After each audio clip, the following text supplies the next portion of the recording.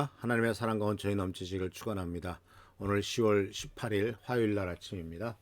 하나님께서 함께 하셔서 승리하는 우리 성도님들 되시길 바랍니다. 오늘 말씀 그리고 내일 모레 3일 동안은 뭘 생각하려면 우리가 언제 인내해야 되느냐 하는 분야, 그 부분에 대한 하나님의 말씀입니다. 언제 인내해야 되느냐. 이 하나님 말씀을 잘 보면 7절에서부터 12절까지 나오는 말씀 보면은 우리가 세 가지 정도를 생각할 수 있는데 이제 오늘은 먼저 7절 말씀 속에서 생각해 보려고 합니다. 7절 말씀은 이렇게 되어 있죠. 이 야고보 사도가 이렇게 말씀하고 있습니다. 그러므로 형제 자매 여러분, 주님께서 오실 때까지 참고 기다리십시오. 보십시오. 농부는 이른 비와 늦은 비가 땅에 내리기까지 오래 참으며 땅의 귀한 소출을 기다립니다. 농부가 기다리고 오래 참고 기다린다. 이른 비와 늦은 비가 땅에 내리기까지 오래 참고 땅의 귀한 소출을 기다린다라고 말하고 있습니다.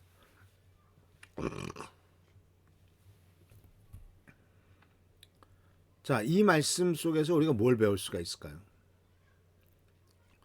농부가 기다리는 것에서 그 이면에는 어떤 면이 있을까요?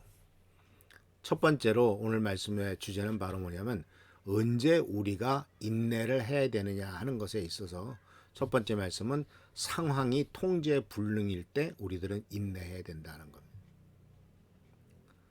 성경은 항상 인내하라고 말씀하지 않아요. 인내가 필요할 때가 있어요. 어쩔 수 없이 인내를 해야 될 때가 있다 그런 얘기죠.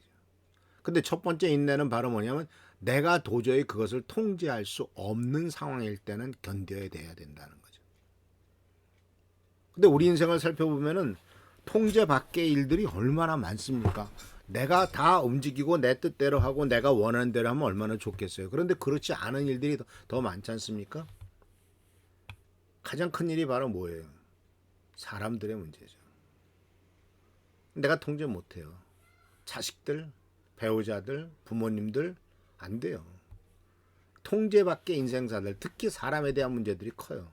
근데 오늘 이 야고보 사도는 이제 이 통제 밖의 문제를 얘기하면서 농사 짓는 일에 대해서 이제 예를 들어서 얘기하고 있죠. 농부는 이른 비와 늦은 비가 땅에 내리기까지 오래 참으며 땅의 귀한 소출을 기다립니다. 라고 이렇게 이 농부의 예를 들어서 말하고 있습니다. 그런데 이 야고보 사도가 농부의 예를 들어서 말한 것은 굉장히 탁월한 거예요.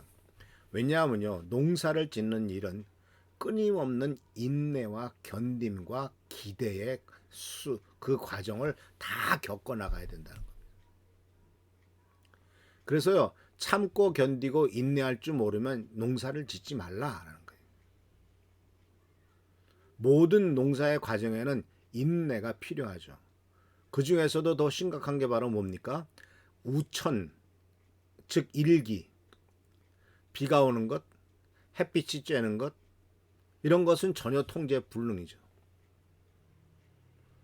가끔 늦은 가을에 이제 지금이죠. 바로 어떤 9월 달에 가을에 농부들이 또는 그 농사를 짓는 사람들이 가장 아주 답답해하는 것이 바로 뭐냐면은 9월쯤에는 이제 그 열매들이 익어서 곡식이 익어가지고 추수할 때가 다가오지 않습니까? 그런데 그때 뭐가 쳐요? 태풍이 부는 겁니다. 태풍이 불어요. 그래가지고 이제 익어서 따가지고 농사 시장에 내놓고 판매하려고 하는데 갑자기 태풍이 불어가지고 과일이 다 떨어져 버린다든가, 그래서 떨어지면서 땅에 지쳐가지고 팔 수 없는 상황이 돼버린다든가, 그리고 큰 홍수가 와가지고 태풍이 불면서 홍수가 나는 바람에 모든 논이 다 잠겨버린다든가, 이런 게 정말 통제 불가능이죠. 그런데 이럴 때 아마 성질 급한 사람은 못할 겁니다. 그렇기 때문에 농사 짓는 일에는 인내와 견딤이 필요해요. 가물 때도 있지 않습니까? 그러니까 견뎌내야 돼요. 오래 참으며 기다립니다. 그래서 사실 팔레스타인 땅은요, 농사 짓기에 좋은 땅이 전혀 아니에요. 팔레스타인 땅은, 특히 예루살렘 주위에 있는 땅은 다 광야 지방이에요.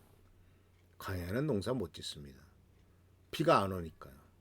또 낮에는 온도가 40도씩 올라가고 밤에는 영하로 떨어집니다. 그런 데서 어떻게 농사를 지을 수가 있겠습니까? 그나마 이제 갈릴리 호수 쪽으로 가면은 조금 농사를 지을 만한데 그래도 농사 짓기에 좋은 땅이 아니죠. 그런데 그래도 농사를 지어야 먹고 삽니다. 그러다 보니까 농사 짓기에 좋지 않을 땅에서는 더 많은 인내와 더 많은 견딤이 필요하다라는 사실을 보게 되죠. 그러니까 이것은 바로 우리 인생사에 통제불능한 일들이 참 많은데 내가 처해 있는 환경이 정말 좋은 환경이 아니라 그럴 때는 더 많은 인내와 더 많은 견딤이 필요한 것을 우리들이 알 수가 있다라는 사실입니다. 근데 이렇게 통제불능이 생겼을 때 우리들은 상황이 통제불능일 때 견디고 인내하면서 하나님이 축복하실 때를 기다리고 좀 참고 견뎌야 되는데 사람들이 그런 일이 생기면은 어떻게 행동을 하냐면은 걱정부터 하죠. 근데 많은 사람들의 생각 속에는 오해가 있는 것, 또 문제가 되는 게 뭐냐면은 걱정하면은 뭔가 좀 해결될 것인 양 착각을 하고 있다 그런 얘기죠. 걱정이 문제를 바꿀 수 있나요? 걱정으로 상황을 통제할 수 있나요? 아마 걱정만 하고 근심만 하고 고민하기만 하도 문제가 해결된다면 아마 다 걱정 근심만 다 그 속에 몰입할 거예요. 그러나 성경 말씀 속에서 우리가 알다시피 걱정 근심 해봐야 무슨 소용이 있냐? 네가 할 수 있는 게 뭐가 있냐? 바로 뭐라고 말하고 있습니까? 구스인이 이집트 사람이 자기 피부를 바꿀 수가 있냐? 너는 머리카락을 한 자라도 더 크게 자랄 수 있냐? 다 못하는 거예요. 그래서 언제 우리가 참고 견뎌야 됩니까? 상황이 통제 불능일 때는 참고 견디는 수밖에 없어요. 인내가 필요한 거예요. 그런데 내가 충분히 통제할 수 있다. 그러면 인내하는 것이 아니라 실행해야죠. 그래서 우리가 기도할 것이 바로 뭐냐면 하나님 이것을 내가 기다려야 될 때입니까? 아니면은 내가 최선을 다해서 이것을 극복해 나가도록 노력해야 될 때입니까? 가르쳐 주십시오. 그것을 올바로 판단할 수 있는 지혜를 주십시오라고 기도할 때도 필요하다는 겁니다. 상황이 통제 불능일 때는 기다려야 됩니다. 그리고 이것이 내 힘으로 할 수 없는 것이구나라는 것을 올바로 판단해야 됩니다. 환경이 그렇죠. 또 자식들이 그렇죠. 또 우리 주위의 경제적인 상황이 막 통제불능일 때 할 수 있는 게 없잖아요. 작년만 해도 집값이 올라간다고 막 많이 걱정 근심하더니 지금은 또 집값이 떨어진다고 또 걱정 근심하죠. 집값이 올라가든 집값이 떨어지든 돈 없는 사람은 살 수 없는 것은 똑같은데 다 걱정하는 것은 있기 때문에 그래요. 집이 있기 때문에 집을 사고 싶은데 돈이 부족하기 때문에 걱정 근심하는 거지 아무것도 없으면 걱정할 것도 없죠. 그러니까 상황이 통제 불능일 때 우리들이 걱정해도 소용없다 그러니 오히려 정확하게 이것은 하나님 앞에 맡길 거냐 아니면 내가 판단해서 올바로 하나님께서 주시는 지혜와 총명으로 헤쳐나갈 것이냐 열심히 해서 그것을 판단할 수 있는 지혜를 주님께 달라고 기도하고 또 상황이 정말 통제 불능이라고 판단되면은 하나님께서 역사하실 것을 기다리면서 참고 견디고 인내하는 수밖에 없다라는 사실을 꼭 기억하시길 바랍니다. 그래서 우리들은 인내가 필요할 때가 있다. 항상 인내하는 것은 아니고 인내가 필요할 때가 있다라는 것을 기억하시면서 첫 번째는 바로 내가 어떻게 할 수가 없는 나의 영역을 벗어난 상황을 통제할 수 없는 통제 불능의 상황에 빠질 때는 참고 견디고 인내하면서 하나님 앞에 나가는 우리 귀한 성도들 되시기를 축원합니다. 할렐루야 축복합니다. 오늘도 함께 하신 일 감사드립니다. 참고 견디고 인내할 때가 필요합니다.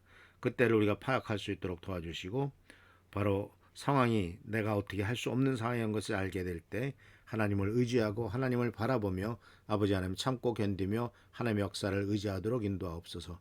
어떤 때는 시간이 해결해 줄 때가 있는 줄 압니다. 주여 간절히 금갖고 나오니까 믿음을 갖고 견뎌낼 수 있도록 하시고 하나님의 돌보신 가운데 모든 것이 해결될 것을 바라보며 참고 견디는 우리 모두가 되도록 인도하여 주옵소서. 오늘도 함께 하심을 감사하고 예수님의 이름으로 축복하며 기도하옵나이다. 아멘. 하나님께서 축복하십니다. 교회와 나라와 민족을 위해서 기도해 주시고 하는조 선생님 또 저희 최승규 장로님 또 각 가정에 부족한 것들 주님이 채워주시도록 기도하시는 여러분 되길 축원합니다. 할렐루야 축복합니다.